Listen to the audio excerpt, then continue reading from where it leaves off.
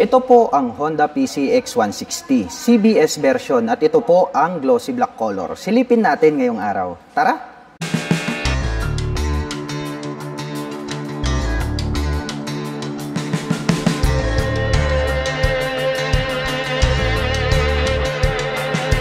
Ito po ang Honda PCX 160 CBS version at ito po yung kanilang glossy black color. Kaya talagang napakaganda rin ng kanyang pagkaka-finish. Dahil para sa akin ay napaka-premium ng dating nito pong kanilang glossy black color. Dito po sa bandang itaas, mayroon po itong integrated na visor. Glossy black din po yan at may naka-intact naman po rito na decal na Honda in gray color. At pagdating po rito sa kanyang headlight assembly, talagang napaka-forma, no?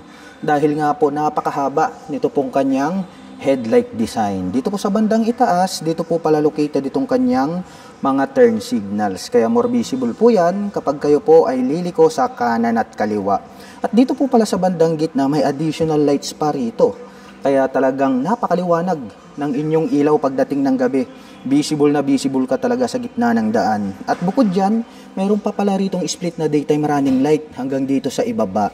At dito naman po sa bandang gitna, nandirito naman po yung kanyang high beam and low beam. Dumako naman po tayo rito sa kanyang side profile. Ang bulky rin po pala nito pong kanyang side profile. At pagdating naman po rito po sa kanyang front telescopic fork, matte black naman po ang kulay nitong kanyang front suspension. Glossy black naman po ito pong kanyang front fender. At ito po pala ay gumagamit ng single rotor disc brake with 2-pot caliper na black color. Nissin brand po yan. At ito naman pong kanyang cast wheel is black color lang din po siya. At ang sukat naman po ng kanyang gulong rito po sa bandang harapan, ito po ay mayroong sukat na 110 by 70-14. Mapunta naman po tayo rito po sa bandang itaas. Silipin naman po natin ito pong kanyang fully digital meter panel display. Malapad po yung pagkakadesign nitong kanyang meter panel display. Sa gitna, digital, may PCX na nakalagay sa bandang ibaba. At mayroon naman po siya ritong mga light indicators sa magkabila. Mayroon naman po itong 2-button selector. At ito naman po ay naka-naked handlebar. Ang ganda po ng color kasi chrome, tas combination ng glossy black. May naka-intact naman po rito na Honda logo. At mapunta naman po tayo rito po sa kanyang button selectors. Nandirito po yung kanyang high beam and low beam, ang kanyang horn at ang turn signal selector. Habang dito naman po sa kabila, mayroon po itong auto stop start system. May hazard po ito. At nandirito yung kanyang electric starter. Ito naman pong kanyang mga brake levers is chrome color po siya. Black color po itong handle grip at chrome color naman po ito pong kanyang end bar. At dahon type naman po ito pong kanyang mga stock na mga side mirrors. Mapunta naman po tayo rito po sa kanyang ignition. Ito po pala ay equipped with smart keyless system. Pa-remote na lang po tayo pag ating i-activate ito pong scooter. Kaya nandirito po yung kanyang navigation knob. At bukod dyan, included na rin po pala rito yung kanyang fuel at set opener. Yun ang kagandahan yan. Habang dito naman po sa kabila, nandirito naman po ito pong kanyang left side pocket. Buksan natin. Malalim din po siya. Makakapaglagay naman po tayo rito ng gloves or di kaya mobile phones. At bukod dyan, mayroon na po pala itong integrated na USB charging port. So pwede na po tayo agad mag-direct dito ng USB cable at makakapag-recharge na po tayo ng ating mga dalang mobile phones at gadgets. Buksan naman po natin ito pong kanyang fuel tank. Nandirito po yung kanyang button. Press lang po natin. Ayan, nagbukas na po siya. So located po pala rito sa bandang gitna ito pong kanyang fuel tank. So ang kagandahan naman po niyan kapag kayo po ay magpapagas ay more accessible naman po siya. Anyway, ito po pala ay mayroong 8 liters na fuel tank capacity. At mayroon naman po itong fuel consumption na 45 km per liter. At ito naman pong kanyang upuan, black color po siya. Maganda rin, no?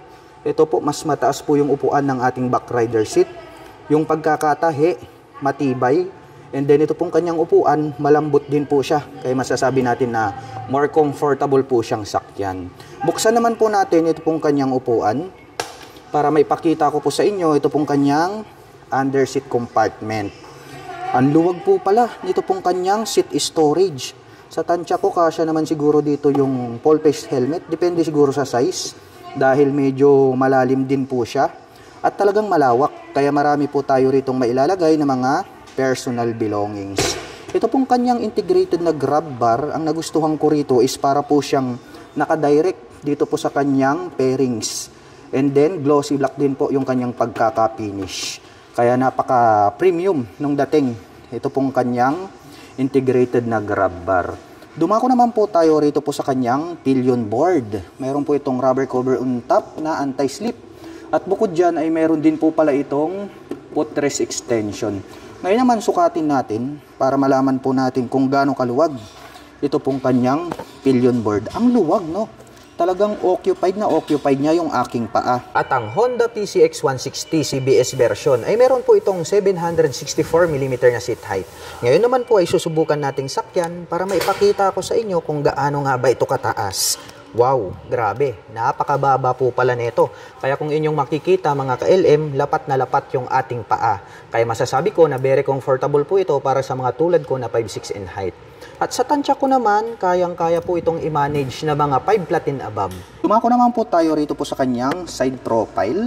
Itong part na to, napaka-bulky, glossy black po siya, and then may makikita tayo rito na nakalagay na PCX 160 and chrome color na 3D emblem. At ito pong kanyang pillion step para sa ating back rider, combination ng silver color and then black color. And then parang triangular, no, yung pagkaka-design. At ang ganda, no, makapal. Kaya masasabi natin na matibay. At nagkaroon siya ng slot dito na kapag binalik natin, ay hindi natin mapagkakamalang pillion step yan. Kaya maporma yung kanyang dating. At mayroon naman po itong side stand at center stand. Ito pong kanyang side stand ay equipped na po ito ng side stand engine cut-off switch. Once po na naka-engage itong kanyang side stand ay hindi na po tatakbo at mag-ooperate itong ating scooter. Kaya maiiwasan din nating magpatakbo na naka-engage yung side stand. So, iwas disgrasya. Yun po yung kagandahan ng mayroong side stand engine cut-off switch. At ito naman pong kanyang engine is matte black color. May naka-intact po rito na Honda. At ito pong kanyang airbox cover is black color po siya. Nagkaroon ng windlet dyan. At may nakalagay naman po rito na ASP Plus, Enhanced Smart Power. So pag sinabi po natin na ASP Plus, automatic naka 4 bulbs po yan. Mapunta naman po tayo rito sa bandang likuran. Silipin naman po natin ito pong kanyang tail light. Ang ganda talaga ng pagkaka-design nitong tail light nitong Honda PCX dahil nagkaroon siya rito ng parang X-design. Yan po yung kanyang brake light. And then dito naman po sa magkabila, nandirito naman po yung kanyang turn signals. At may nakalagay naman po rito na Honda na decal in silver color or gray color. May added reflector lights dito sa gitna at ito pong kanyang malapad at mahabang rear fender ang siyang nagsisilbing plate holder. At pagdating naman po rito po sa kanyang rear suspension, ito po ay equipped with dual shock absorber. So ang kagandahan naman yan ay nakakapagbigay po yan ng balance na bouncing performance dahil nga dalawa yung kanyang suspension dito sa likuran. Dumako naman tayo rito sa kabila. Ito po pala, meron na rin po palang additional dito na mudguard na kung saan ay pinipigilan po nitong mudguard na matalsikan ng dumi or putik yung other body parts nitong ating scooter. Kaya yan ang kagandahan dahil nagkaroon na siya rito ng mudguard. Silipin naman po natin ito pong kanyang rear braking system. Equipped po ito ng single rotor disc brake with single pot caliper na Nissin brand, black color. Itim din po yung kulay nito pong kanyang mag wheel. At ang sukat po ng kanyang gulong rito sa likuran, ito po ay mayroong sukat na 130 by 70-13. At ito pong kanyang stock pipe, maganda rin nung dating dahil nagkaroon po siya ng two-tone color combination. Ito pong kanyang head protection guard is matte black. And then silver naman po or gray color, ito pong kanyang tip. At mayroon naman po itong single exhaust. At pagdating naman po rito sa kanyang cooling system, ito po pala ay equipped with liquid cooled. So ang mga scooter po na naka-liquid cooling system ay maaasahan po natin yan pagdating po sa mga mahahabang biyahe dahil naka-design po ang liquid cooling system pagdating po sa mga long rides driving situation. At idagdag ko lang, ito po ay naka CBS pagdating po sa kanyang braking system, also known as combi brake system. So para po dun sa mga hindi pa nakakaalam, once na pinihit po natin ito pong ating rear brake, ay sasabay ng bahagya ito pong ating preno dito po sa bandang harapan. Ang kagandahan po ng combination brake system, since nagsasabay yung kanyang preno sa harap at likod, ay nakakapagbigay po ito ng balance na stopping power. At pag-usapan naman po natin ang kanyang engine specifications. Ang Honda PCX ay meron po itong 157 cubic centimeter engine displacement. Naka single cylinder, single overhead cam, 4-stroke with 4 valve. At nakakapag-provide naman po ito ng maximum power na 11.8 kW at 8,500 RPM. Habang nakakapagbigay naman po ito ng maximum torque na 14.7 Nm at 6,500 RPM. At ang presyo naman po ng Honda PCX 160 CBS version ay nagkakahalaga po ito ng 131,900 pesos. At kung balak mo naman pong kumuha ng hulugan, ay kailangan mo lang pong mag-down payment ng 17,800 pesos. At para naman po sa mga nakapanood ng video na ito at interesado pong maglabas ng Honda PCX 160 glossy black color na CBS, ay maaari nyo po silang puntahan at bisitahin. Dito lamang po yan sa Honda Big Wing, San Fabian, Pangasinan branch.